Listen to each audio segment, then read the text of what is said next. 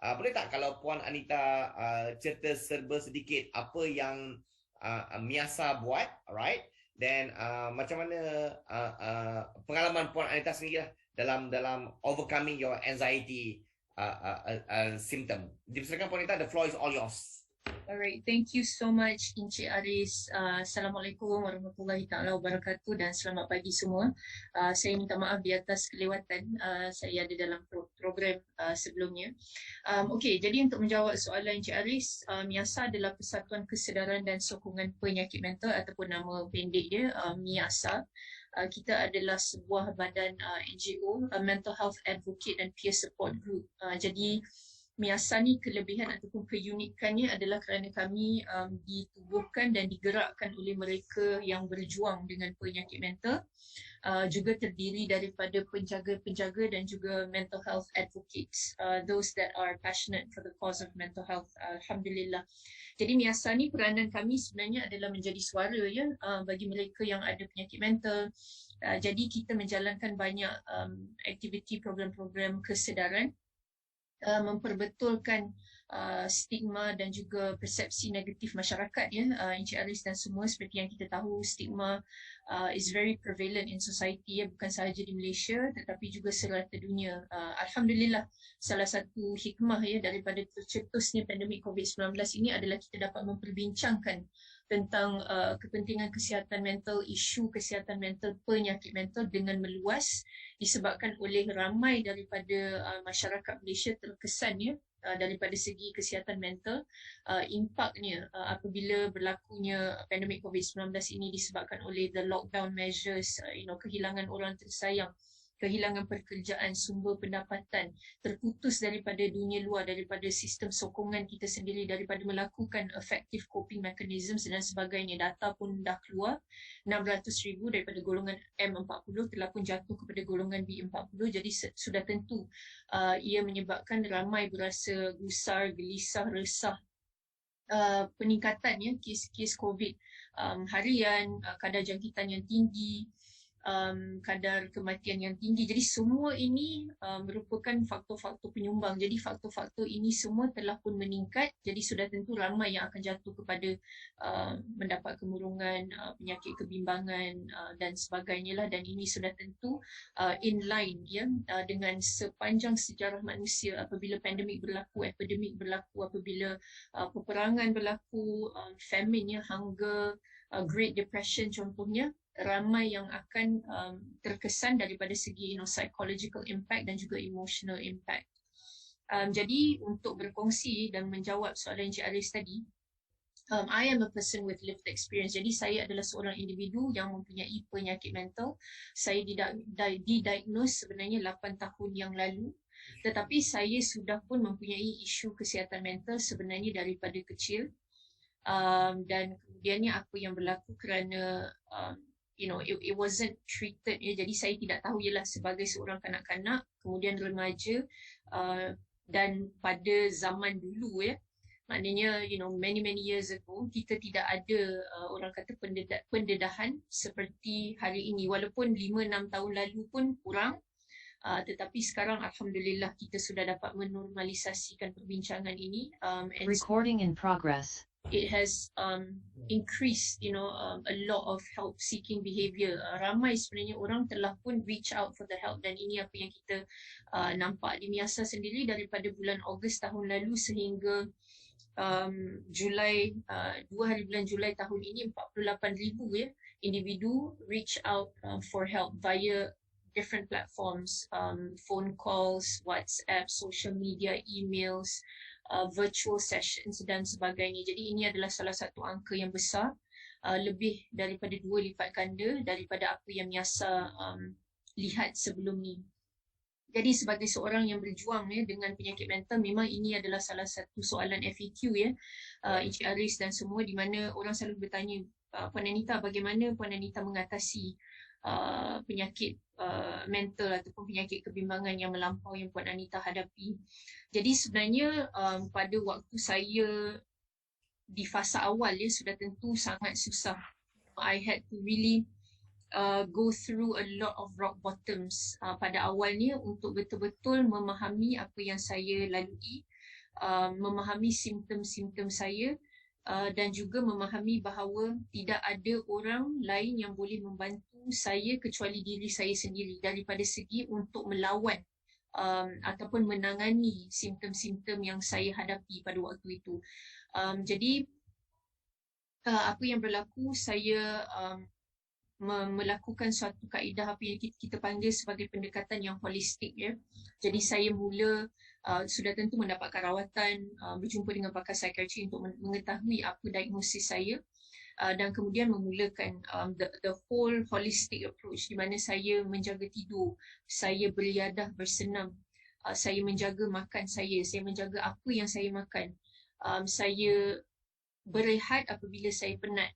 Saya melakukan perkara-perkara yang saya suka, dan yang paling penting, salah satu komponen besar kepada proses penyembuhan saya, Encik Aris, sebenarnya adalah kembali kepada religion lah, kerana sebulan, ya, Encik Aris, bulan pertama waktu saya didiagnoskan penyakit mental, I fell into a deep and dark place di mana saya tidak nampak jalan keluar dan tidak tahu bagaimana nak keluar daripada situasi itu, dan di situ saya sudah dapat relate dengan kenapa orang berfikir ataupun ada pemikiran untuk mengakhiri kehidupan, because the pain is very real. Kesakitan yang tidak dapat dilihat dengan mata kasar, tidak dapat digapai dengan minda normal. Jadi daripada situ, for the first time in my 30 plus years of living, saya surrender 100% kepada Allah SWT. Sebab saya dah duduk, terjatuh, dah tersungkur, sudah hilang fungsi dalam kehidupan. Jadi daripada situ saya kembali dan I asked Allah, I said, saya tidak memahami apa yang Engkau berikan kepada aku, but you have assured us that you are not going to give us more than we can handle. Jadi berikanlah aku kesabaran dan tunjukkanlah aku jalan keluar. Jadi daripada situ, dengan pendekatan yang holistik, saya dapat memulakan proses penyembuhan dengan efektif, alhamdulillah. Puan Anita, what do you mean by surrender everything? What do you mean by surrender everything? Maksudnya surrender everything tu, Encik Alis, bermaksud pada waktu tu saya dah hilang fungsi dalam kehidupan. Saya tidak dapat berfungsi sebagai manusia yang normal. Maknanya saya tak boleh bekerja, tak boleh jumpa orang, tak boleh melakukan peranan saya sebagai seorang isteri, ibu, as an employer. So I couldn't work, I couldn't drive, saya tidak boleh keseorangan, tak boleh menjaga anak, tak boleh menjaga suami. Everything would trigger my anxiety and my panic. Dan kadang-kala nak bernafas pun menjadi sangat sukar, begitu, sebab I had multiple serangan panik kan. Jadi serangan panik sering berlaku. So you are like in a vicious cycle.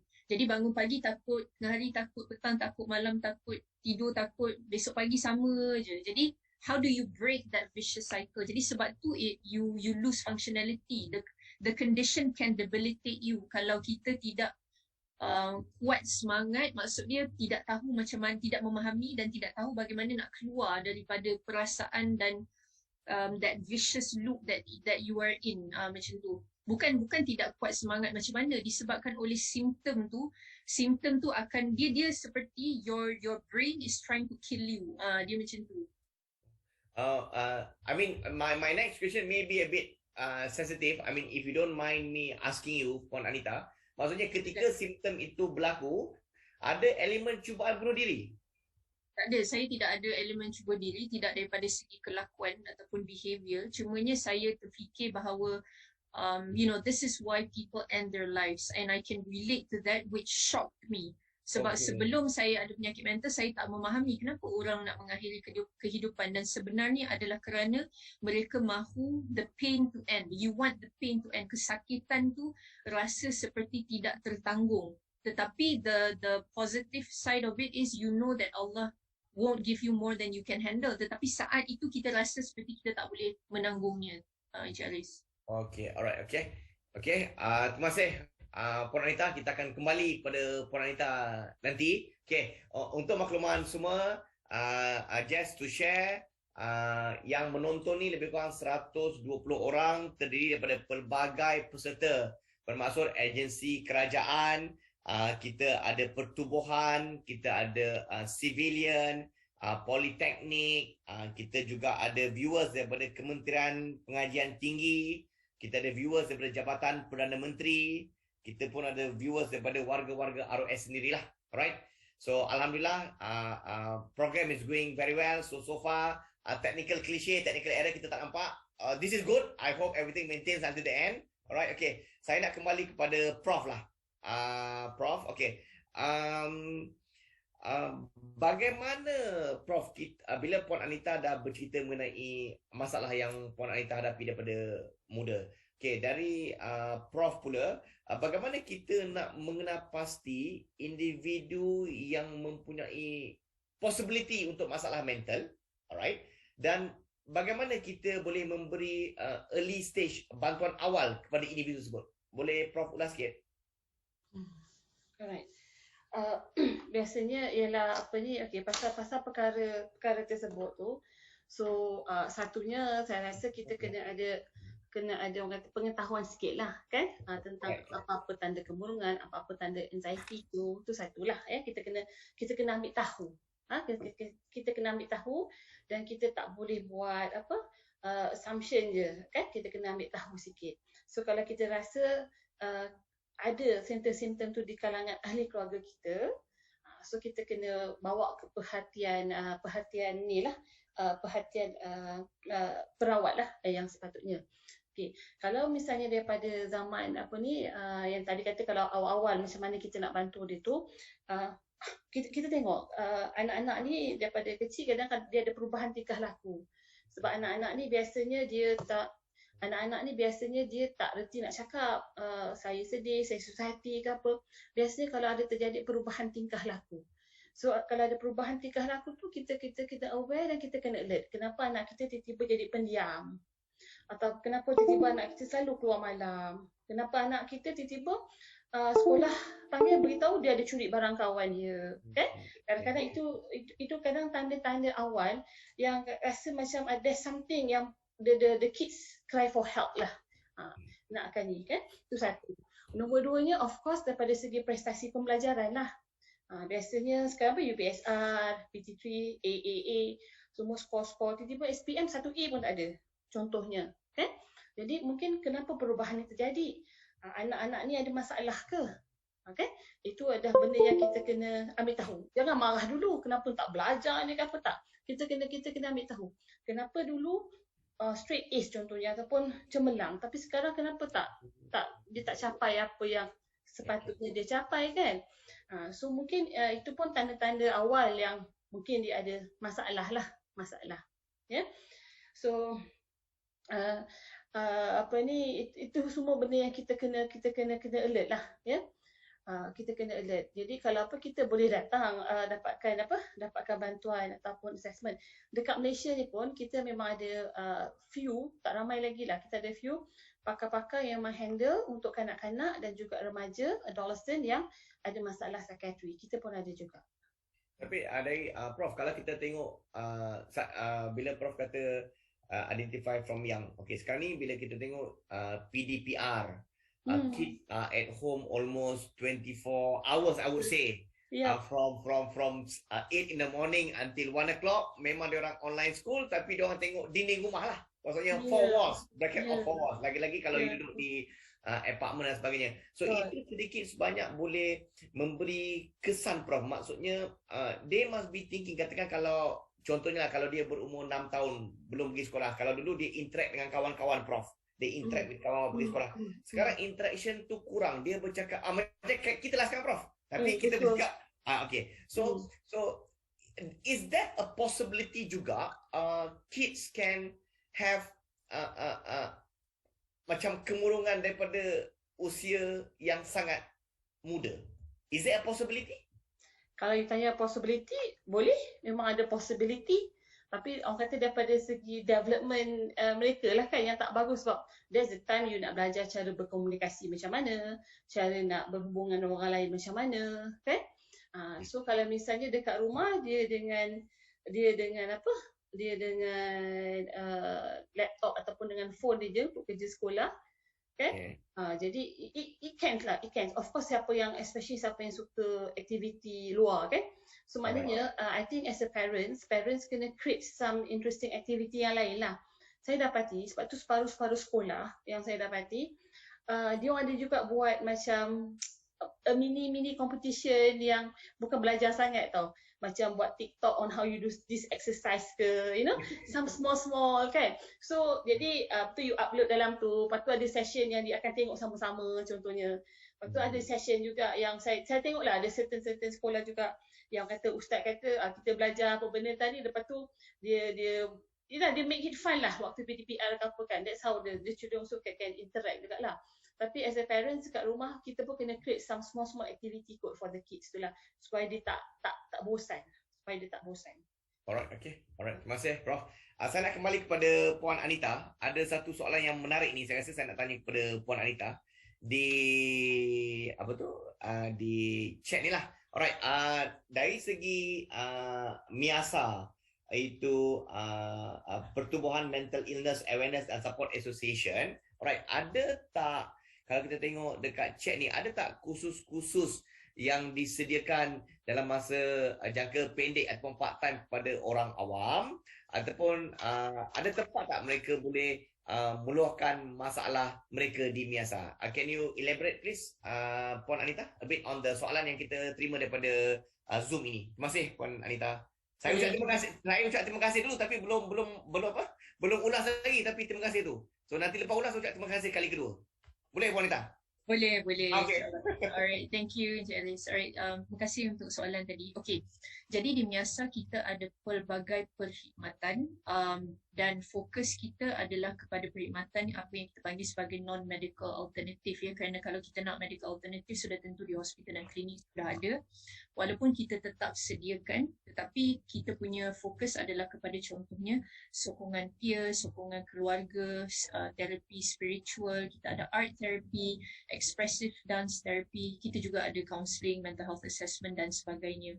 Jadi untuk anda kalau perlu untuk meluahkan, kita ada crisis team ya, team crisis melalui talian ataupun we mobilize mereka, di mana crisis team kita ada 150 orang, di mana mereka boleh pergi ke rumah anda, mereka juga boleh pergi keluar minum bersama anda ataupun bawa, contohnya kalau anda perlu pergi ke hospital, klinik dan sebagainya. Jadi kita juga berperanan sebagai social worker lah in that sense. So we are apa orang kata peer support untuk mereka-mereka ataupun individu yang ada isu kesihatan mental ataupun penyakit mental. Anda boleh datang ke kumpulan sokongan kami. Jadi we have what is called circle time ya, kumpulan sokongan. Buat masa ni kita melakukan kumpulan sokongan secara atas talian lah disebabkan oleh pandemik COVID-19. Kita juga ada WhatsApp group. Jadi anda juga boleh menghubungi kami melalui untuk memasuki kumpulan sokongan ini melalui WhatsApp juga. Jadi ada WhatsApp, ada virtual dan juga ada talian. Dan apa yang penting di sini adalah semua essential services ya, perkhidmatan-perkhidmatan essential yang disediakan oleh MIASA adalah percuma untuk golongan B40. Jadi ini adalah salah satu usaha MIASA untuk break that barrier to access sebenarnya. Jadi kita nak kalau boleh semua yang mempunyai isu dan perlukan bantuan terus datang untuk mendapatkan bantuan. You can walk in ke Orchid Clubhouse ya. Kita namakan Orchid Clubhouse MIASA. Dia berperanan sebagai crisis management center dan juga activity center. Jadi kalau kita rasa resah, gelisah, perlukan bantuan, you know, we are battling suicidal thoughts and ideation, you can just walk in. There are people on site, our crisis team, that can help you immediately. Alhamdulillah. Alright, okay. Ada satu soalan juga kepada Puan Anita ni, alright. Sebab sebelum Puan Anita masuk tadi, Prof dah banyak bercakap. Saya rasa lebih kurang 15 minutes kot. So Prof pun dapat ulas banyak. Okay. So kita bagi kepada Puan Anita. Alright. Dia ada satu soalan di sini. Sekejap.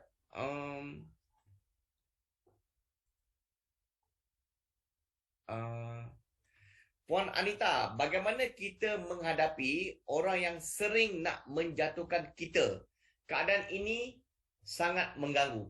I'm pretty sure the person who's asking Oppo F7 ni nak base kepada pengalaman Puan Anita sendiri. Kalau tuan-tuan dan puan-puan yang sedang melihat online, kalau tuan-tuan dan puan-puan melihat saya tengok kiri, tengok kanan, tengok depan, saya ada banyak sangat laptop kat depan ni dan juga saya nak kontrol mana chatting yang berpatutan, okay? So I excuse my I'm seeing straight to the camera because I need to control this crowd. So Puan Anita, may you answer that? Maksudnya macam mana, bagaimana kita menghadapi orang yang sering menjatuhkan kita? Keadaan ini sangat mengganggu. So ada soalan direct pada Puan Anita. Dipersilakan Puan Anita. Dia banyak faktor sebenarnya, tetapi dia punya information tak cukup ya, jadi menjatuhkan daripada segi apa. Saya rasa kalau orang nak menjatuhkan biasanya mungkin ada sifat hasad di situ. Jadi yang paling mudah adalah kita untuk orang kata sering bagi saya lah, I always take it with berprasangka baik dulu, dan kemudian kalau dia betul-betul ada niat untuk menjatuhkan kita, kalau boleh kita jauh-jauhkanlah diri daripada orang tersebut. Tambah-tambahan lagi kalau ia betul-betul mengganggu kita, terutamanya mengganggu kesihatan mental kita. This is where we need to set clear boundaries ya. Jadi kita perlu ada boundary yang jelas supaya kita dapat menjaga kesihatan mental kita, terutamanya kalau kita sudah pun ada penyakit mental, kerana it can trigger, it can also affect you. Jadi contohnya katalah kita tulis sesuatu di social media, kemudian netizens kan memang keyboard warriors kan, dan perkara-perkara begitu, cyberbullying ni juga dapat memberikan impact yang sangat besar ya terhadap kesihatan mental kita. Jadi even through social media, it can do a lot of harm if you are not ready to accept ataupun menerima ya komen-komen yang tidak membina ini. If you are okay to accept it, then tak ada isu. Jadi ini adalah salah satu cara untuk kita protect ourselves, insyaAllah. Alright, okay. Ni saya nak tanya, next soalan ni agak interesting daripada Encik Muhammad Afzal Zakaria, penuntut ijazah sarjana di UKM. So saya buka soalan ni kepada Prof dan juga Puan Anita. Alright, okay. Dalam musim pandemik ini, kita melihat bahawa pertubuhan berdaftar memainkan peranan yang penting dalam membantu masyarakat sehingga ia digelar sebagai frontliner. Soalan Cik Afzal, okay, bagaimana pertubuhan berdaftar mampu memainkan peranan yang signifikan dalam membendung masalah kesihatan mental semasa musim pandemik ini? Mungkin saya bagi Prof dulu dan Dr. Anita boleh, Puan Anita boleh add on. Boleh Prof? Apa signifikan? Saya rasa dalam waktu pandemik ni ataupun bukan dalam pandemik pun, kita bekerjasama dengan mana-mana pihak yang ingin menghulurkan bantuan banyak NGO. NGO, banyak NGO lah, banyak NGO juga. Sebabnya kalau kita nak stand alone, nak buat sendiri semua tu memang tak mampu, kan? Tapi of course NGO macam NGO dengan Puan Anita, dia ni dah ada experience, dia ada pengalaman, kan? So dia banyak membantu jugalah. Banyak membantu.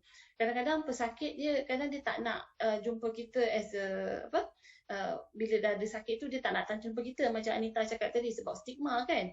So kadang bila dia go through this NGO dulu ke, so kadang NGO ni dah identify certain thing, dia rasa memang perlukan rawatan. So kadang NGO juga yang bawa pesakit ni datang jumpa kita. Okay, so I think kita kena bekerjasama lah, kolaborasi tu antara NGO dan juga antara pihak perawat tu penting lah. Nak sampaikan informasi about kesihatan mental, nak reduce the stigma tu, so kita works in hands lah. Dia tak boleh stand alone. Okay, alright, terima kasih Prof.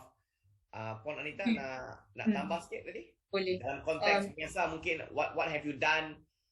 Saya faham Puan adalah NGO, then what have you done in order nak bantu society, nak bantu frontliner, mungkin ada counselling yang diberikan, things like that. Sebab kita faham kadang-kadang frontliner you see doctors, kalau kita tengok WhatsApp viral dan sebagainya, doctors are very tired, nurses, siapa-siapa yang bekerja di hospital. So mungkin pihak Puan pernah memberikan counselling or things like that? Yep, okay, boleh. Terima kasih Encik Aris. Pertama sekali, apa yang kita perlu fahami adalah bukan semua individu yang terjejas ya daripada segi kesihatan mental perlukan intervensi klinikal. Okay, not everyone needs it. Kadang-kala kalau kita hanya bercakap ataupun meluahkan kepada seseorang individu lain yang kita percayai, contohnya ataupun badan-badan NGO, itu sudah cukup dan mampu sebenarnya untuk reduce tekanan ataupun anxiety ataupun overwhelming emotions yang kita rasakan. Jadi I think this is the first thing that we need to understand, ya. Okey, daripada segi membantu frontliners, kita ada beberapa inisiatif. Kita juga berkolaborasi bersama Mercy, di mana kita menyediakan terapi, ya, kepada frontliners kita. Kita juga sekarang ni dalam pelbagai projek di mana kita membantu memberikan perkhidmatan percuma kepada golongan B40. This is actually a big project di mana kita berkolaborasi dengan One Moment for Them. 100 individu daripada golongan B40 kita berikan setiap individu 5 sesi percuma untuk terapi, dan seperti saya katakan tadi, kita punya perkhidmatan Cik Aris memang percuma untuk golongan B40. So that is why they are able to access. Dan kemudian kita juga dalam projek bersama dengan KWP di mana kita membantu warga rakan-rakan seperjuangan kami di gelandangan, and we have done this for a very long time sebenarnya. Tahun lepas juga kita terlibat dalam projek menyelamatkan gelandangan di mana kita memberikan mental health assessment dan juga menemu ramah mereka untuk nak melihat, ya, gauging their interest to work, kerana 25 majikan menyediakan 1,500 pekerjaan, ya, sebenarnya kepada warga gelandangan pada waktu itu, menyelamatkan mereka kan untuk memutuskan rangkaian COVID-19 pada waktu itu dan diletakkan ke pusat sementara gelandangan. Dan kemudian sekarang ini di bawah Tan Sri Anwar Musa, di mana beliau under KWP menyediakan apa yang kita panggil sebagai rumah prihatin di Grand Seasons Hotel. Jadi ada makanan percuma, vaccination, penginapan dan juga intervensi untuk mereka yang ada isu kesihatan mental. Jadi sebenarnya kalau nak cerita, banyak sebenarnya projek yang Miasa lakukan. Kita memang setiap tahun membuat lebih daripada 100 program, ya.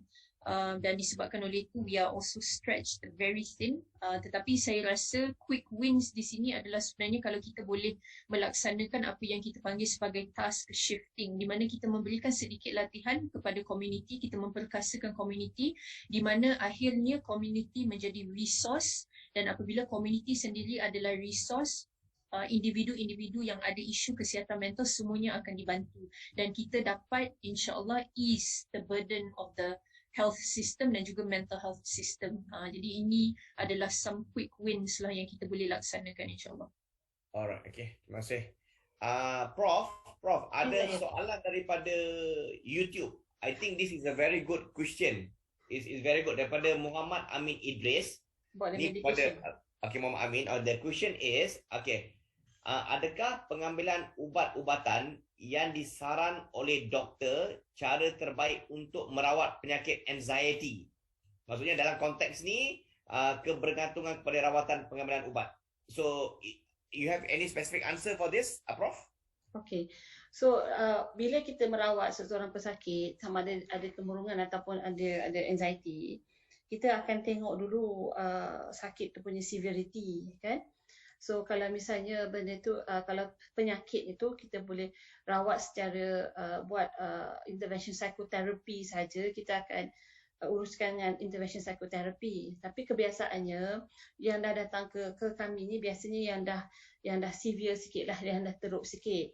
Jadi perawatan yang terbaik sebenarnya adalah kombinasi antara ubatan dan juga psikoterapi. Okay. So bila kita rawat secara ubatan, memang ramai pesakit-pesakit kita worried about kebergantungan kepada ubatan-ubatan tersebut. Okay. So kita ada macam-macam jenis ubat, dan biasanya ubat-ubatan ni kita akan beri ikut dos yang kita memang patut kita beri kepada pesakit lah. So biasanya bila dia makan dengan ubat tu secara teratur, okay, lepas tu di samping dengan intervention psychotherapy tu, so dia dah ada improvement, dan kita rasa kalau kita rasa dia boleh ataupun dah sampai tahap yang kita boleh kurangkan ubat, kita akan kurangkan ubat ke tahap minimum mana yang sepatutnya, ya. Kita akan slowly akan taper down. Masalahnya ialah kadang separuh pesakit ni dia akan tutup ubat tu sendiri. Lepas tu kadang ada dapat side effects, dia juga yang risau, kan. Biasanya kita buat macam tu. Ya. Kalau ada juga yang tanya, adakah kita nak kena bergantung seumur hidup kita? Kena bergantung kepada individu.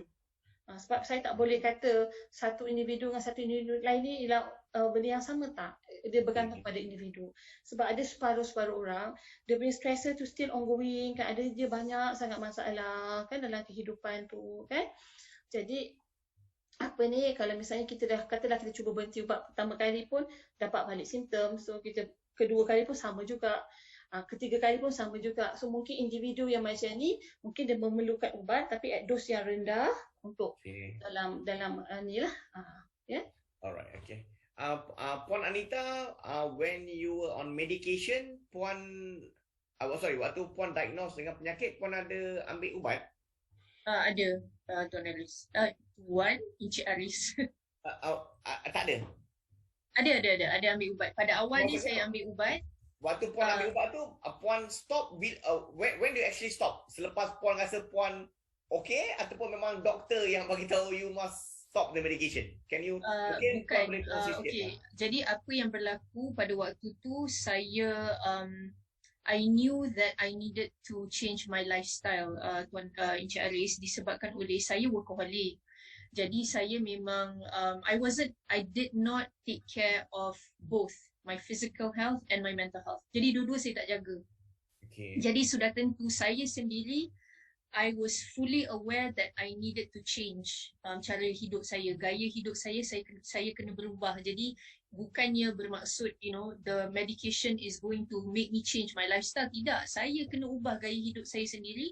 Saya perlu berusaha untuk menjaga kesihatan mental saya dan menjaga kesihatan fizikal saya, barulah saya boleh sembuh, kan. Sebab ubat sahaja tidak mencukupi sebenarnya, tak boleh. Jadi apa yang berlaku daripada situ, itu yang saya katakan tadi.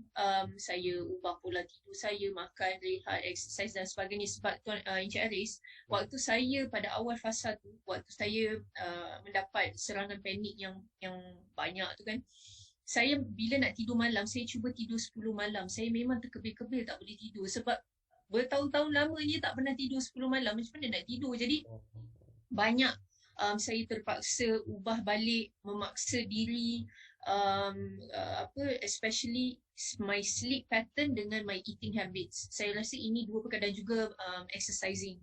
Ini tiga benda lah yang saya ubah, dan daripada situ saya nampak perubahan daripada segi kesihatan mental saya bertambah baik sebenarnya, because of ialah dia induce good hormones, kita dapat tidur yang cukup, kita memakan makanan yang bernutrisi. So obviously everything coming into your body and your mind, it helps for your both, kan, physical and mental well-being. Jadi itu sebenarnya yang saya rasa membantu saya dalam proses penyembuhan saya itu sendiri.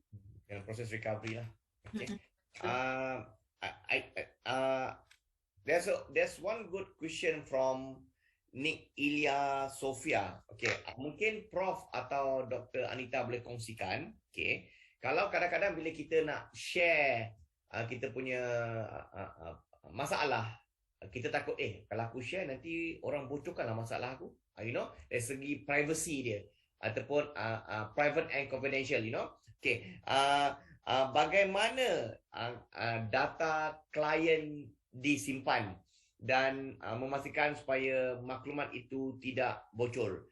Contohnya A pergi jumpa any one of you, then A is explaining something. A pun rasa secure tak secure aku bagi tahu ni, nanti dia bocorkan dan sebagainya. Mungkin Prof ataupun Puan Anita boleh kongsikan kerahsiaan itu. Alright, kerahsiaan itu macam mana data itu disimpan supaya tidak bocor. Mungkin we start with Prof terlebih dahulu. Silakan Prof. Okey, pasal kalau ni maksudnya kalau mendapat rawatan lah, ya. Betul Prof.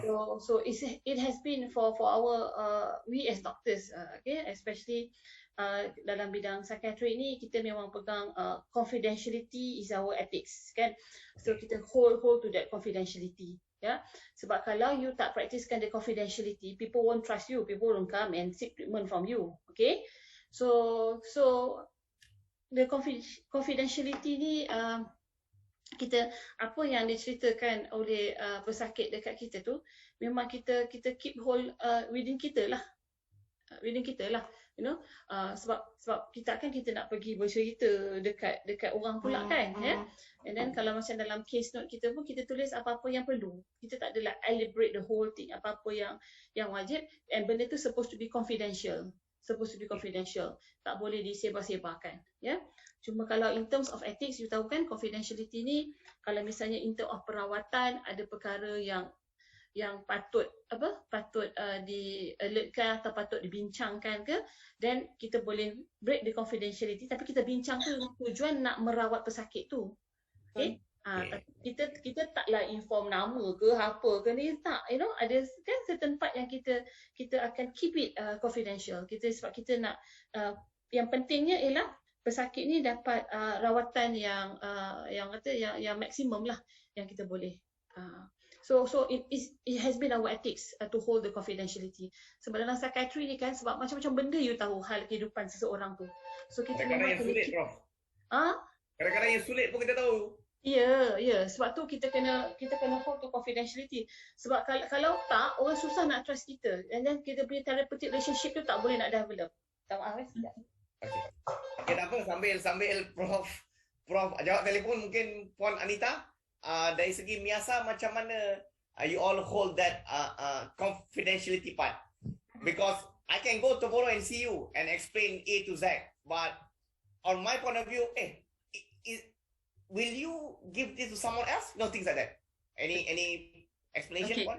Jadi kita di Miasa sama seperti apa yang Prof Azli katakan, sudah tentu peers ataupun patient punya confidentiality is something that we hold high lah kan. Jadi apa yang kita lakukan biasanya seperti apa yang Prof Azli katakan, apabila dibincangkan kes-kes yang lebih rumit, memang kita bincangkan bersama tetapi tidak disclose details, begitu. Kerana ini diperlukan ya, Encik Aris dan semua, kerana we want to provide the best treatment, alternatives, recovery journey buat individu tersebut. Jadi ini dan kami seboleh-bolehnya, kalau boleh daripada the first appointment, kita sudah pun melibatkan ramai orang dalam kes tersebut, as much as possible, kerana when it comes to family pun, it has to be parents, adik-beradik, mungkin rakan-rakan sekerja, maybe cousins, people that are close to the person, untuk memahami. Jadi kita memberikan psychoeducation juga supaya mereka tahu bagaimana nak membantu individu yang bertarung dengan penyakit mental. Kalau tidak, apa yang berlaku, ramai yang datang dan akan berkata dah 10-15 tahun melalui penyakit mental, anak saya dah lama dah Puan Anita ada, suami saya, isteri saya, tapi tak sembuh-sembuh. Jadi apa yang penting adalah semua orang memahami bagaimana untuk membantu, memahami simptom-simptom yang berlaku dan tahu bagaimana apabila berlakunya reoccurrence of episodes ataupun individu tersebut relapse, bagaimana kita nak membantu dan juga bagaimana untuk tidak, orang kata, or prevent from future occurrences, especially those with chronic mental health disorders lah. Jadi ini apa yang kita lakukan dan saya rasa ia sangat membantu because it also builds capacity building sebenarnya. So kami kan crisis team ramai. Jadi apabila pelbagai kes-kes masuk, sudah tentu kita membuat perbincangan terbuka. Alright, okay. Ada soalan di YouTube ini specifically saya rasa mungkin untuk Prof daripada Tuan Haji Jasri Kasim. Adakah seorang yang telah pulih boleh relapse? Okay. Apakah punca-puncanya? Apakah tindakan yang perlu diambil dan sekiranya akan bila relapse tu kesan dia lagi parah ataupun mudah dirawat? Mungkin Prof ada jawapan? Okay. Right. Kalau kita dah baik kan, kita dah sihat, kita dah sembuh, maknanya kita boleh berfungsi macam biasa. Lepas tu boleh tak kita dapat recurrent ataupun relapse dalam illness kita? Jawapannya boleh lah. Boleh. Boleh. Sebabnya ialah dalam fasa kehidupan kita, macam-macam yang kita lalui kan, macam-macam masalah yang kita ada kan, sebab itulah kehidupan kita. Ya. Jadi kalau kata boleh ke tak, tu boleh. And tengok juga jenis penyakit apa yang kita alami itulah, ya. So kalau nak kata kalau kita dah dapat banyak kali relapse tu, the chances of yang the next relapse tu teruk ke tak teruk, dia lebih teruk sikit lah as compared yang awal-awal tu. Alright, okay. So possibility nak dapat tu ada kembali. Possibility tu ada. Sebab tu bila kita dah dapat rawatan yang awal tu kan, kita ada kita ada buat sesi psikoterapi juga, ada macam-macam sesi kita buat kan. So benda tu kita kena praktik lah. So bila kita praktikkan tu, insya-Allah dia boleh membantu kita juga bila kita dalam situasi-situasi yang keadaan yang orang kata yang ada masalah besar ke, ada apa-apa ke kan, benda tu boleh membantu kita jugalah sikit sebanyak. Sebab this is life kan, kehidupan kita kadang kita tak tahu, benda tak jangka kadang boleh jadi pada kita kan. Betul. Okay. Alright, saya ambil satu lagi soalan daripada YouTube sebelum saya kembali kepada Zoom. Sama juga tadi Tuan Haji ada tanya, Tuan Haji Jasri Kasim ada tanya dua. So satu lagi spesifik kepada Puan Anita. Alright, okay. Mohon pandangan Miasa, apakah peranan yang boleh dimainkan oleh NGO dalam kategori kesihatan bagi membantu masyarakat memahami dan juga membantu pesakit mental? Mungkin sedikit ulasan Puan Anita? Boleh. Saya rasa apa yang penting seperti Miasa, kerana kita adalah pertubuhan yang digerakkan oleh mereka yang berjuang dengan penyakit mental, sudah tentu adalah memberikan insights ya. Because through insights is how understanding happens, and via understanding we will have better treatment and also better help and support lah. Jadi bila masyarakat lebih memahami sebenarnya what are the struggles of people with mental health condition, apa yang cabaran-cabaran individu-individu tersebut, apa yang mereka perlukan contohnya, sudah tentu lebih mudah untuk kita nak membantu. Jadi di Miasa sebagai pihak NGO, kita banyak menyediakan ya program-program, contohnya Mental Health 101 ya. Mental Health 101 ni is a basic workshop di mana kita memberikan psychoeducation, maknanya daripada segi symptoms, stigma masyarakat sendiri, bagaimana nak mengurangkan stigma, contohnya early warning signs of mental health issues and also mental health disorders, suicide prevention contohnya. Dan sebagai ibu bapa, bagaimana kita nak membantu anak-anak yang menghadapi isu kesihatan mental. Sebab tahun lepas Encik Aris, kita sebenarnya ada menjalankan survey sebanyak saya rasa 400 lebih adolescent dan juga university students, di mana mereka memberitahu Miasa bahawa ibu bapa mereka tidak acknowledge that what they're going through are mental health issues. Mungkin di waktu pandemik ni lain ya, tetapi sebelum pandemik of COVID-19, dan mereka merasakan sangat tertekan sebab walaupun because a lot of them are already battling suicidal thoughts. Sudah ada pemikiran untuk nak mengakhiri kehidupan, dan bayangkan walaupun di saat itu pun tidak mendapat bantuan dan rawatan. Dan sudah tentu sebagai NGO kita ada kekangan ya, because they are under 18 years old. Jadi kita memerlukan consent, kebenaran daripada ibu bapa. Jadi di situlah gapnya sebenarnya. Jadi the access of help kepada young people ataupun teens and adolescent ini, itu merupakan satu kekangan daripada pihak Miasa. Apabila anak-anak ini tidak dapat memberitahu ibu bapa, kita ramai juga sebenarnya yang kita bagi tahu, okay, can you please share with your parents, dan kemudian mereka bawa ibu bapa datang bersama. Banyak daripada usaha itu dapat kami lakukan juga, alhamdulillah, tetapi kekangan itu juga ada. So don't worry, kalau perlukan bantuan, perlukan psychoeducation, nak memahami lebih, yang paling mudah untuk kita nak faham, datang menjadi sukarelawan.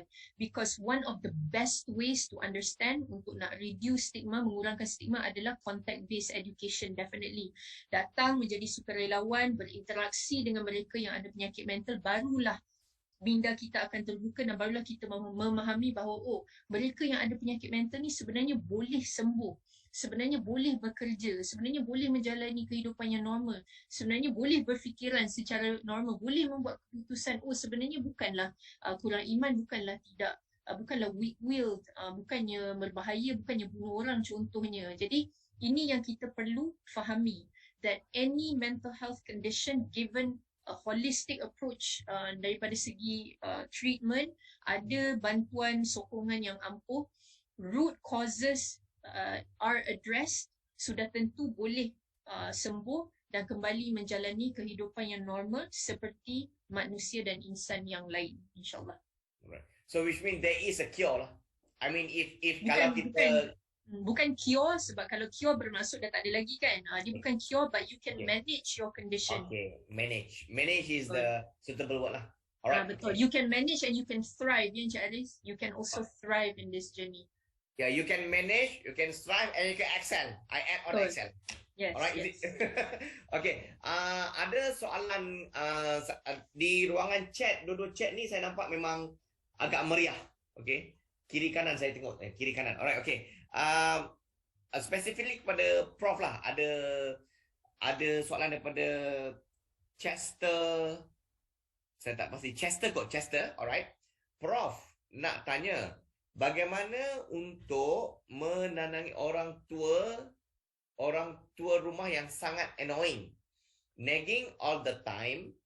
Orang tua ini buat stres sedangkan dalam rumah hanya 4 orang. Payah handle. Satu rumah jadi stres.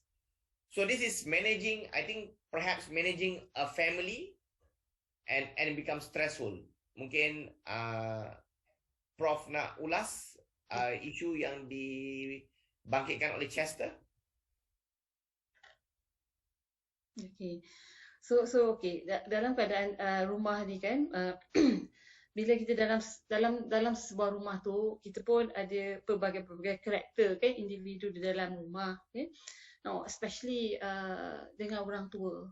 So kita first thing saya rasa kita nak ubah tu memang pada saya itu satu perkara yang agak susah juga untuk kita capai. Jadi lebih baik kita belajar macam mana cara nak cope dengan situasi tu. Macam mana kita nak belajar nak handle individu tu dalam rumah. Maybe your parents ke apa kan, saya pun tak pasti. So sebab every one of us kita punya own personality kan. So mungkin individu yang you kata nagging tu, kebiasaannya individu yang nagging ni dia ada macam obsessional personality sikit kan. So bila kat rumah dia tengok bersepah, dia tengok kita lambat buat kerja, dia tengok semua benda tak kena lah kan. So daripada kita nak create atmosphere yang tak selesa dengan nak bertekak, nak menegak ni kan, baik kita orang kata belajar cara macam mana kita nak cope dengan individu yang ni lah. Let's say katalah contohnya biasa mak kot dekat rumah yang selalu nagging kan, biasa mak kita selalu nagging. So satunya kadang orang tua ni kadang dia memang sebab karakter dia dah macam tu satu. Lepas tu nombor dua kadang dia nak perhatian kita. Sebab kadang mungkin kita pun tak bercakap sangat dengan dia kan, kadang dia pun nak perhatian kita juga. Jadi kita belajar dengan dia apa yang dia suka, apa yang tak suka. So kita approach dia orang kata perlahan lah kita boleh cakap dengan dia.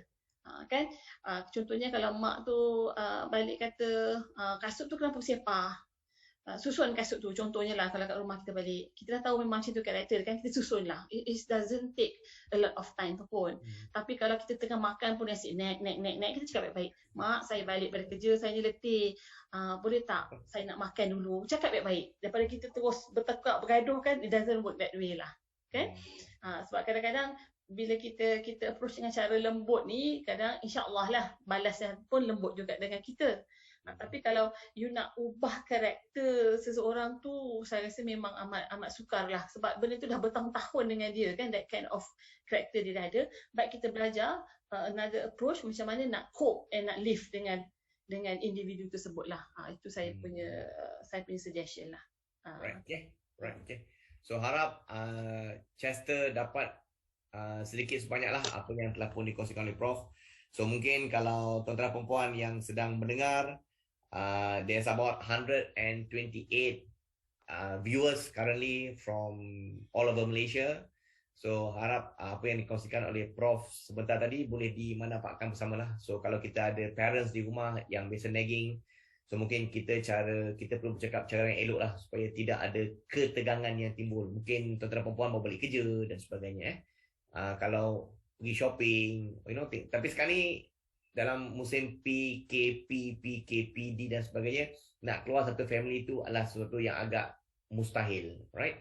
So memang akan berjumpa di rumah lah. Alright, okay. Ada satu soalan ni kepada Puan Anita daripada Tuan Said Zulkifli. Puan Anita, dengan situasi wabak COVID-19 sekarang, adakah NGO sedia ada memainkan peranan yang cukup dalam isu kesihatan atau perlu penambahbaikan? Sudah tentu kalau kita mempunyai dana yang lebih, kita dapat membuat pelbagai perkara lain. Sebab sebenarnya macam ni, kita punya concentration is very much in Klang Valley, KL dan juga Selangor.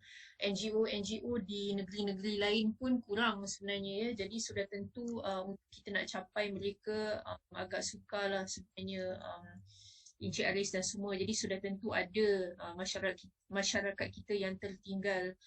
Jadi saya sangat suka sebenarnya tahun lepas apabila WHO, ya, untuk World Mental Health Day punya tema, ya, is mental health for all, greater investment, greater access, to highlight the fact that we need more investment in mental health sebenarnya. Sebab kalau di Malaysia, kalau kita lihat dalam konteks Malaysia pun, daripada our national health budget, 1+% diberikan kepada mental health, tetapi 66% is given to the 4 big mental hospitals ataupun psychiatric hospitals.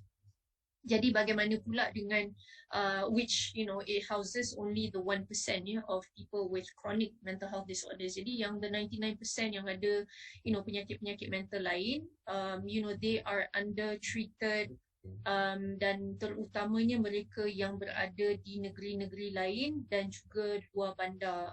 Walaupun kita ada klinik-klinik kesihatan sudah tentu, tetapi bukanlah semua yang di klinik kesihatan itu well versed in mental health. I can tell you that a lot of our peers, apabila mereka pergi ke klinik kesihatan contohnya ataupun ke GP sekalipun, mereka tidak semestinya pergi dengan berkata saya rasa saya ada isu kesihatan mental ataupun saya rasa saya mungkin ada penyakit mental. They will come with physical manifestation. Mungkin dia kata, doktor, saya rasa macam ada benda tak kena dengan saya, ataupun saya rasa macam saya ni senang cepat ataupun sering sakit perut lah, pening kepala lah, rasa asyik nak demam lah, which can possibly be manifestation of anxiety, depression, whatever it might be. Jadi sebab tu masih ada kekangan dan sudah tentu NGO kalau diberikan lebih dana, kita dapat bergerak dengan lebih luas. Kalau tidak, the concentration will always be here, Selangor dengan wilayah sahaja. Jadi ini yang kita perlu lakukan. Walaupun di Miasa kita mempunyai 1,050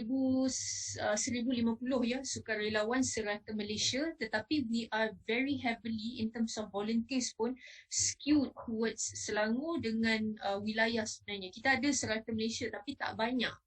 Maybe 50-20 here and there, tetapi beratus-ratus tu banyak di sini.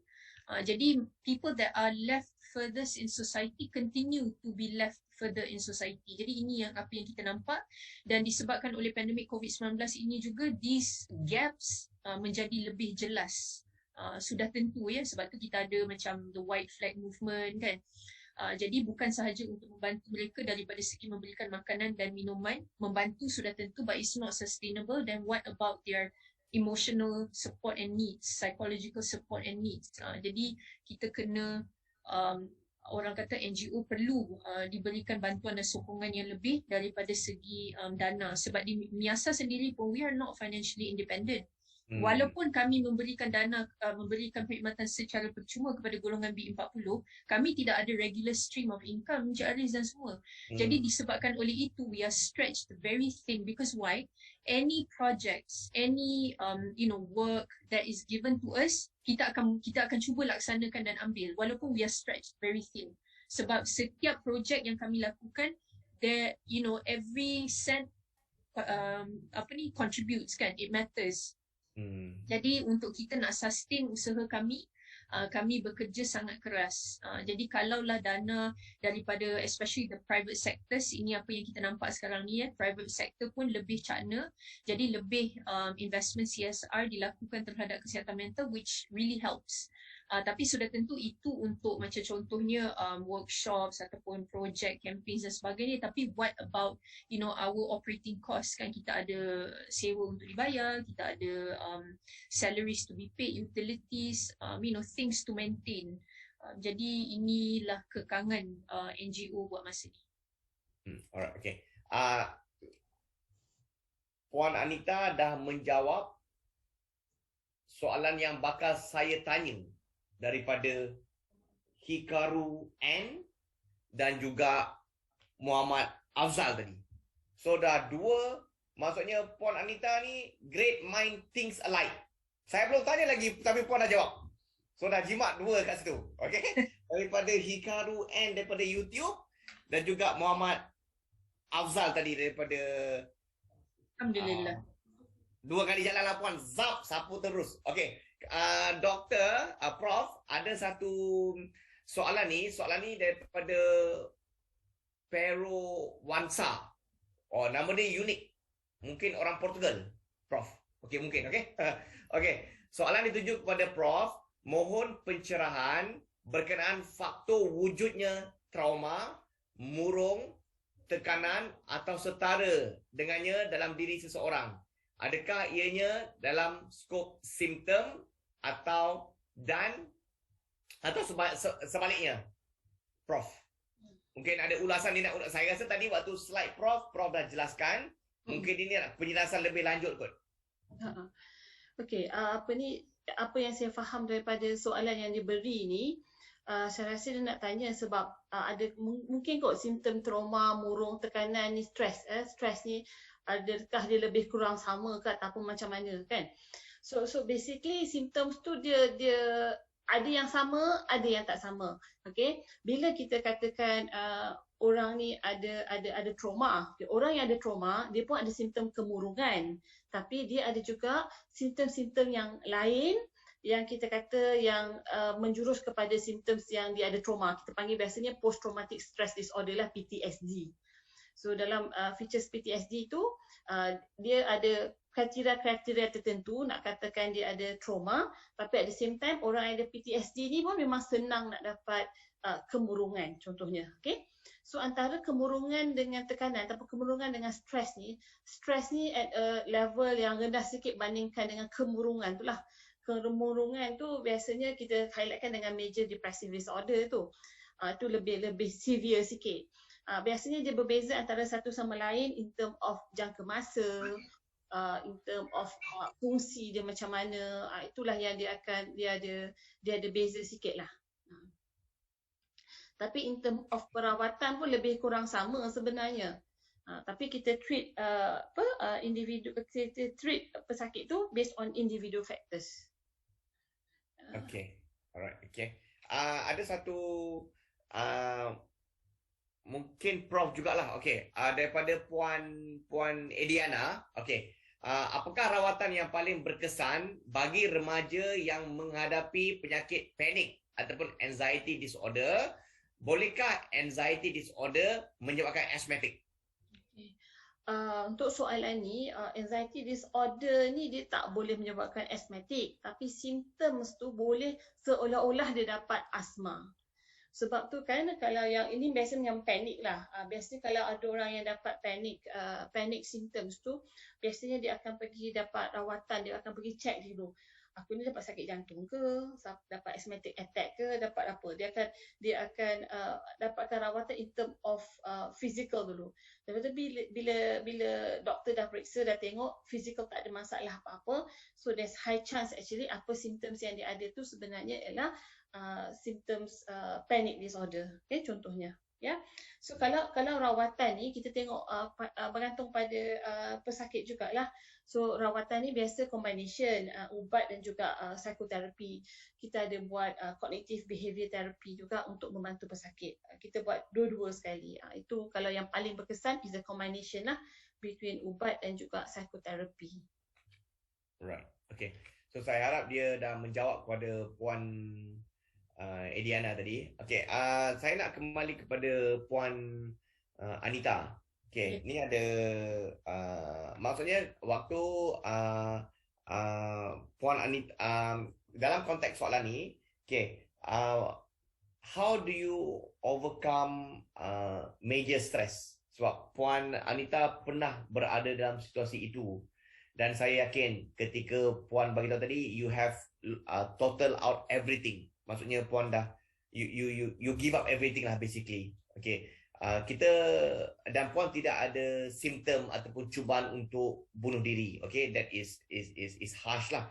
Tapi macam mana Puan overcome? Because I'm pretty sure at that moment of life everything is dark, semuanya gelap. Saya yakin Puan tak mampu pergi ke dapur. Saya yakin Puan tak mampu drive kereta. Okay. Macam mana Puan mengatasinya? Sebab kita tengok macam ni Puan. Sekarang ni kita orang datang kerja, PDPR, work from home dan sebagainya. You may never know. Orang yang dulu ceria, sekarang sudah tak ceria. Orang yang dulu tak tidur petang, sekarang tidur petang. Orang yang dulu tidur lewat, sekarang tidur awal. You know, this may be a bit symptom heading towards it. So, pengalaman Puan Anita sendirilah. Macam mana Puan Anita overcome this feeling untuk meneruskan kehidupan sampai ke saat sekarang? The floor is all yours. Thank you, Encik Riz. Satu soalan yang baik sebenarnya. Apa yang saya boleh katakan, saya sangat bersyukur yang pada waktu saya kena tu bukan pada saat pandemik COVID-19. Because I think that banyak faktor-faktor risiko meningkat ya dalam waktu pandemik ni. PDPR is not an easy thing to do ya. Tolong jangan salah ni ya. Parents, PDPR is very challenging. Bayangkan kita sebagai adults nak melakukan work from home, boundaries pun tak jelas, banyak yang perlu dilakukan simultaneously. Even for us as adults, it's challenging. Bayangkan kanak-kanak yang melakukan PDPR, it's challenging for them as well. Dan kemudian kita dah dalam pandemik ni berapa lama? Dah 18 bulan lebih. Multiple lockdowns dan bagi kanak-kanak ya yang membuat PDPR contohnya, untuk mereka tidak bertemu rakan-rakan lain, the social isolation is brief ya untuk mereka. Jadi ini kita kena jelas di sini. Jadi sudah tentu it's not easy dan kesihatan mental dan kesihatan fizikal mereka perlu dijaga. Jadi saya harap ibu bapa dapat memantau ini dengan lebih baik, dan kita sebagai ibu bapa juga menjaga kesihatan mental kita dan kesihatan fizikal. Jadi saya pada waktu dan saat itu, Encik Aris, saya menggunakan satu metod yang tidak bagus, iaitu avoidance. Jadi apa sahaja yang memberikan stres kepada saya, I avoided it. Benda-benda yang mungkin trigger panic saya, trigger my anxiety, I would avoid it. And kenapa saya avoid pada waktu tu? Kerana saya tahu saya tidak mampu menghadapinya kalau saya punya mental state belum kuat, ataupun my mental strength and capacity ya. Sebab kita pada waktu tu otak kita ni serabut. Dia macam there's so many things, and then at the same time your brain is trying to kill you. Jadi kita punya thoughts ni, let me tell you, pemikiran yang kita ada ni, dia macam satu hook. Kita fikir benda, dia akan hook kepada benda lain. Jadi dia akan hook and hook and hook, macam dia non-stop. Jadi dia punya pemikiran tu akan menjadi macam katalah kita sakit dada sikit, kita ingat kita heart attack contohnya. Kita punya kulit ada benda tak kena sikit, kita ingat kita ada cancer contohnya. So our thoughts can be very catastrophic. Jadi disebabkan oleh itu, saya mengambil pendekatan avoidance dulu sementara saya melalui proses penyembuhan. Jadi saya, seperti saya katakan tadi, saya dah memulakan, orang kata, all the good way of living, the tidur, the rehat, the exercise and everything, because apabila kita dalam keadaan teruk ya ataupun acute, kita sebenarnya tak ada tenaga ya. Kadang-kadang bukan kadang-kadang ya, individu ya ataupun masyarakat sering melabel orang yang ada penyakit mental ni malas ya. Sebenarnya bukan malas. Kita sebenarnya tidak ada tenaga, tidak ada kemampuan untuk melakukan perkara-perkara biasa yang orang normal tak terlintas pun macam susah. Kita bangun pagi terus pergi mandi, solat dan sebagainya. For a person that is battling, let me tell you, a mental health condition di mana mereka belum lagi ada effective coping mechanisms, belum lagi dapat melalui proses penyembuhan dengan baik, untuk boleh nak melakukan perkara-perkara begitu pun is a luxury lah, let me tell you. It's like, not even luxury, it's like moving mountains. Itulah kesusahan dia sebenarnya.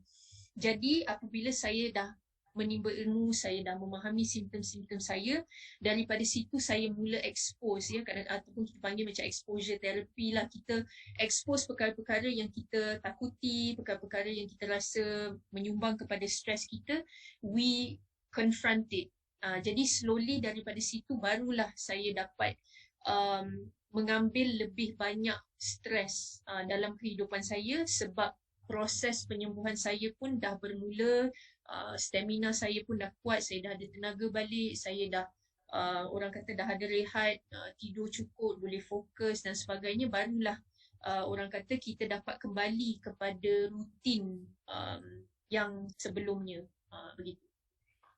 Alright, okay. That was diharapkan apa yang Puan Anita terangkan tadi dia boleh jadikan sebagai pengajar. Prof, ada satu soalan tepi lah, Prof.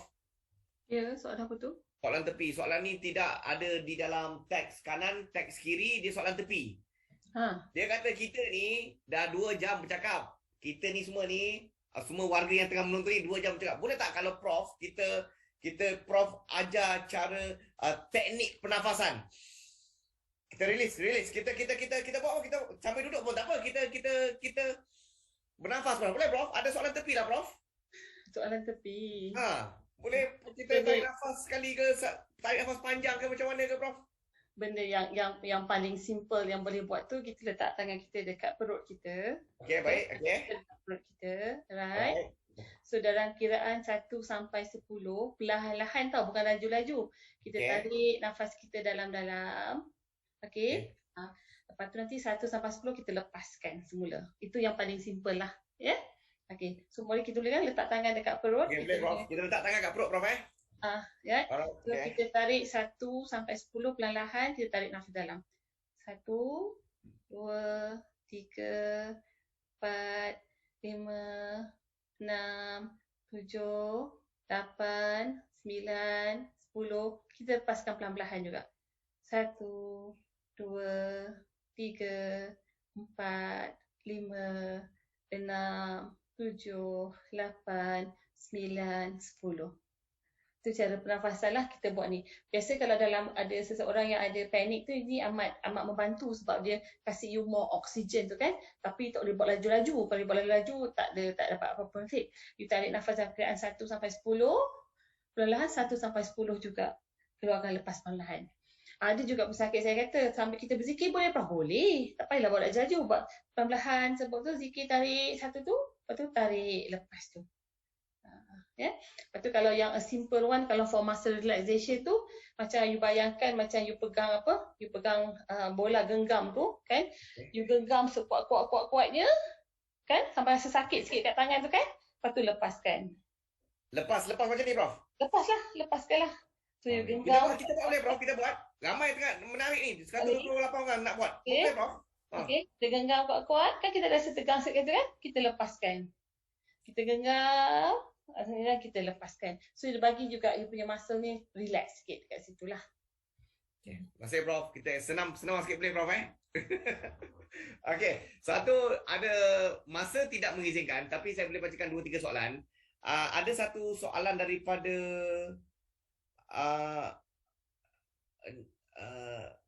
Muhammad Ruzaihi. Panjang juga ni. Alright, okey. Terima kasih Tuan Moderator membaca soalan saya dan Puan Anita ulasan. Maaf saya tidak memperkenalkan diri.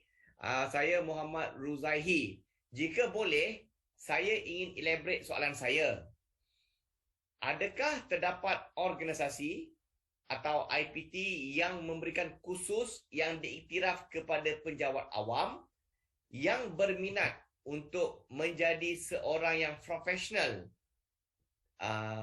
dalam mengendalikan kesihatan mental di Malaysia? Sebagai contoh, saya selalu sahaja menjadi tempat peer untuk meluahkan perasaan dan masalah mental mereka. Tetapi saya bukanlah seorang yang recognized atau kompeten yang membantu orang yang datang walaupun mereka trust saya. Jadi bagaimana saya boleh mendapatkan latihan ataupun kursus jaga pendek membolehkan saya menjadi seorang yang kompeten dalam kesihatan mental. Okey, so maksudnya saya rumuskan sikit. So dia ni orang datang untuk bercerita dan he or she is a receiver. So macam mana dia nak diiktiraf ataupun ada khusus tak yang relevan untuk dia? Mungkin Prof ataupun Puan Anita boleh ulas soalan ni agak panjang sikit. Any one of you?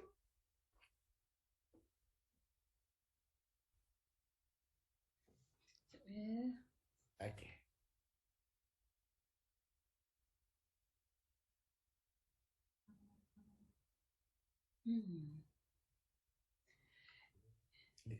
Dengar respon. Boleh Prof? Prof ulas sikit. Yeah. Sekejap saya tengah Okey, baca balik soalan Okey, tu. baik, Okey, Prof. kalau tanya tempat saya kan, sebab saya bekerja di hospital dan saya juga mengajar doktor yang mengajar pelajar perubatan dan juga yang pelajar nak jadi pakar lah. So short courses dekat sini yang ada untuk ni kami tak ada menyediakan lah untuk pihak saya lah. Saya tak ada. Dia macam ni dalam bidang kesihatan mental ni is dominated by psychiatrists and also psychologists. Okay, so psychiatrist memang medical doctor lah. Psychologist ni ialah non-medical doctor. Di UKM pun kita ada juga psikologi ni dekat kampus bawah Fakulti Sains FSK dan bawah FSK lah ada. Saya tak pasti sangat apakah kursus yang ditawarkan oleh mereka. Tapi kalau tanya dekat tempat saya di Fakulti Perubatan ni, saya tak ada apa-apa kursus lah untuk mengiktiraf orang awam. Belum ada lagi.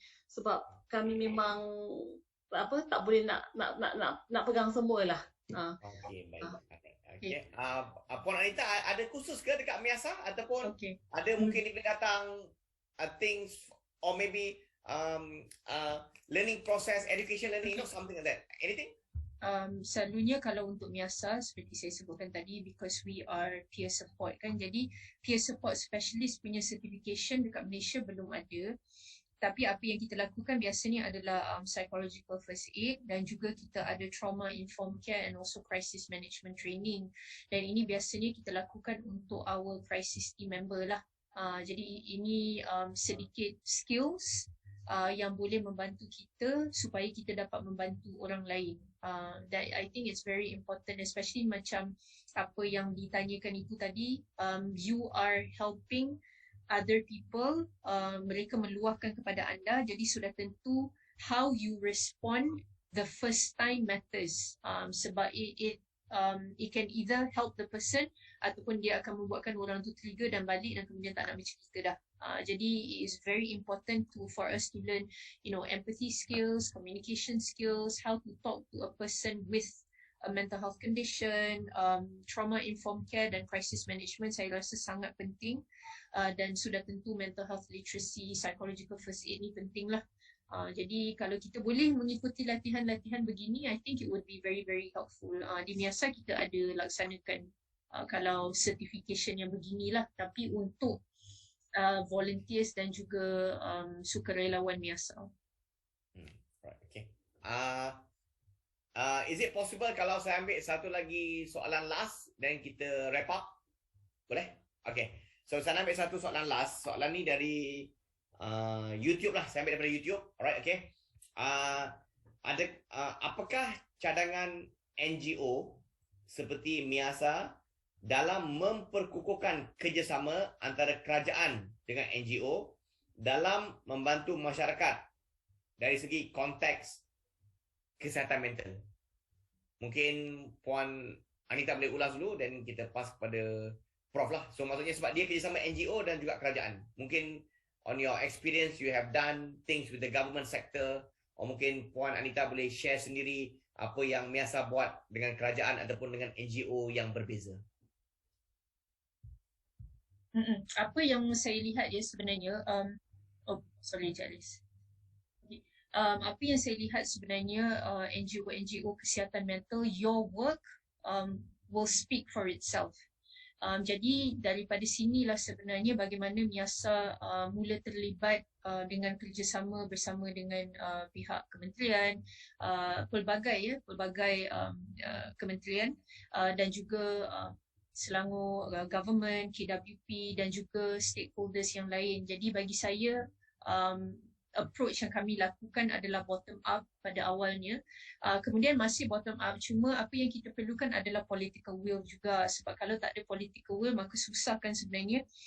Jadi bagi saya NGO ni memainkan peranan sebagai link daripada apa yang berlaku, what happens on the ground, kemudian relaykan kepada pihak atasan dan kemudian untuk memberitahu mereka di komuniti apa sebenarnya inisiatif yang dilakukan oleh mereka di atas. Kerana kalau tidak, orang dekat bawah sebenarnya tak tahu Encik Aris dan semua. Jadi ini bagi saya sangat penting, kerjasama ini. Kita tak boleh lagi bertindak orang kata secara silo, sebab of course if you work in silos you can achieve things, but if we work together we can create miracles. Dan seperti apa yang kita lihat sekarang ini, dengan kerjasama semua barulah kita dapat meringankan beban mental health ataupun health system itu sendiri.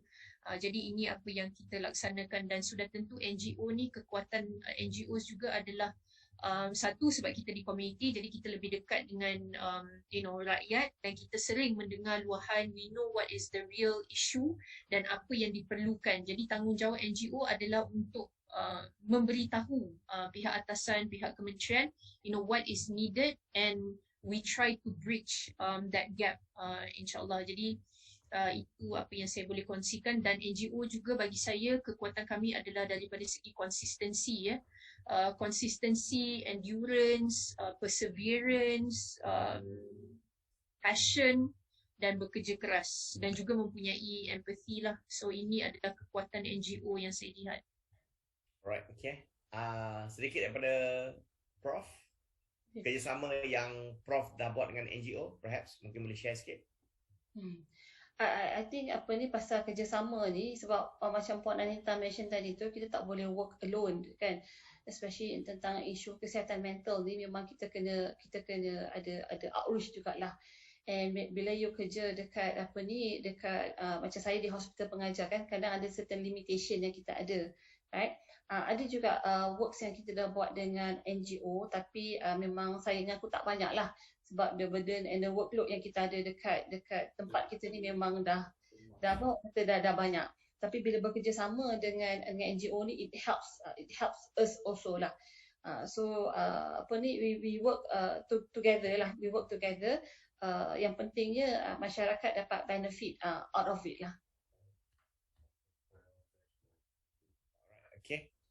Okay, so masa kita tidak mencukupi, tidak mengizinkan. Saya rasa 2 jam ni terlalu pendek. Alright, okay. Last word, perhaps we keep it short and sweet. KISS, keep it short and sweet. Mungkin Prof ada nasihat, ada something nak bagi tahu kepada semua audience kita, lebih kurang 128 orang pada hari ini. What to do, what not to do dan sebagainya.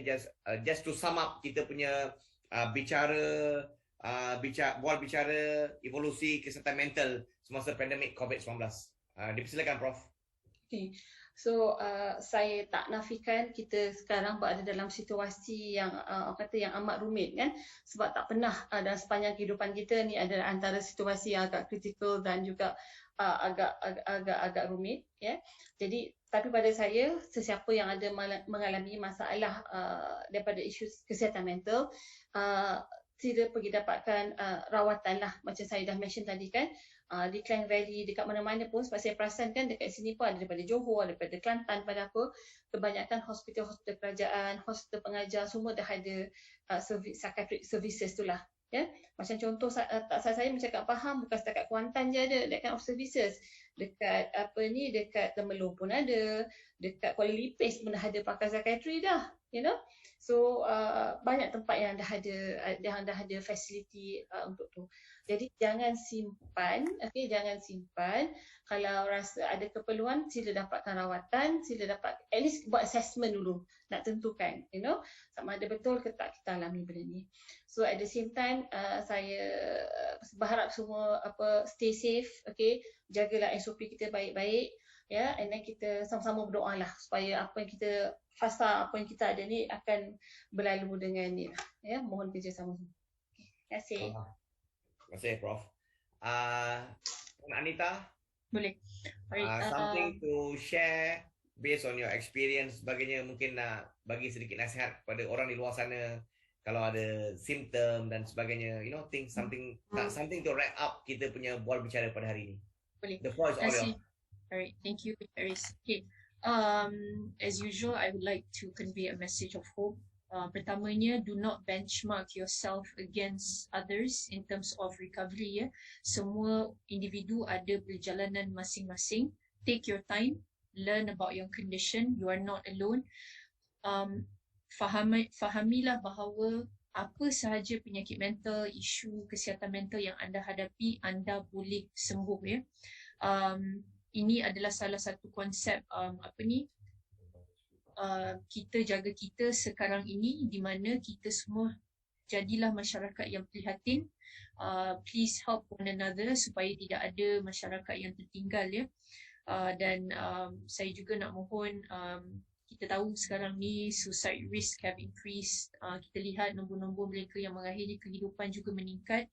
Jadi kalau boleh tolong jangan kongsikan foto-foto dan juga video-video mereka yang telah mengakhiri kehidupan, because it leads to suicide contagion dan juga suicide copycats. It does a lot of harm. Dan juga saya echo apa yang Prof Azlin katakan, please adhere to SOP. Tolonglah jaga SOP kerana the situation that we are in right now is very unfortunate. It is actually more unfortunate because we have the tools at hand. Jadi ini yang sedihnya sebenarnya. Tetapi tak apa, kita sudah pun dalam situasi ini, jadi kita teruskan perjuangan kita bersama dan juga kita doakan semoga Allah SWT angkat penyakit COVID-19 ini dari muka bumi ini secepat yang mungkin, insyaAllah. Dengan itu saya sudahi dengan wabillahi taufiq wa hidayah. Wassalamualaikum warahmatullahi wabarakatuh. Right, terima kasih Puan Anita. Baiklah, dengan wrap up ataupun close up sebentar tadi, maka majlis ataupun bual bicara kita pada pagi ini telah pun selesai. Okay, jutaan terima kasih pihak JPPM mengucapkan kepada Prof Madya Dr. Azlin binti Baharudin, Ketua Jabatan Sekretariat PPUKM, right, dan juga Puan Anita binti Abu Bakar, Presiden Pertubuhan Mental Illness Awareness dan Support Association MIASA, atas perkongsian ilmu, sharing information. Semoga apa yang telah pun dikongsikan dapat dimanfaatkan bersama oleh semua yang mendengar. Pertubuhan, agensi kerajaan, warga ROS dan semua publik yang sedang mendengar kita pada pagi sehingga tengah hari ini. Baiklah, jutaan terima kasih diucapkan kepada semua yang telah pun hadir secara maya pada hari ini. Saya sudahi bual bicara ini dengan wabillahi taufiq wa hidayah. Wassalamualaikum warahmatullahi wabarakatuh. Thank you everyone for listening. Bye. Terima kasih semua. Terima kasih. Terima kasih semua. Assalamualaikum. Assalamualaikum. Terima kasih Prof. Terima kasih Terima kasih, Encik. Prof. Terima kasih Puan. Take care. Bye. Terima kasih semua. Recording stopped.